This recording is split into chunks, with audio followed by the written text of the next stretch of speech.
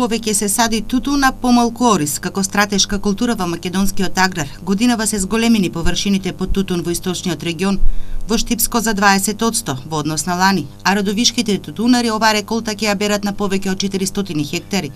Зголемувањето на површините под тутун се детерминирани од неколку фактори, пред се поради квалитетот оваа година, високата откупна цена, а и субвенциите кои ги добиваат производителите од државата. Како сега, добро, ќе садаме, да? Повеќе ќе садаме. Субвенциите нешто 260-280 кг. 78% од индустриските култури што се одгледуваат во земјава потпаѓаат на тутунот. Државата нема да се откаже од поддршката на тутунопроизводството. Очекуваат стабилизирање на состојбата.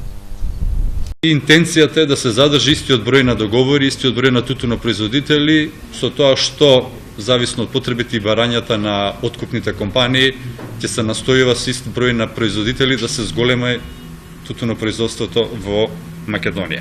Тутунот е стратешка земјоделска култура, бидејќи учествува со 30% од извозот во земјоделскиот сектор, а од него екзистираат околу 40.000 семејства во државата. Оризот оваа реколта од планираните 5100 хектари се посади на само 2600. Причината за ова е сушата и немањето доволно вода. Тутунот, закана за развојот, е мотото под кое годинава Светска здравствена организација го одбележува Светскиот ден за борба против пушењето, со цел земјите да дадат приоритети да ги забрзаат напорите за контрола на тутунот.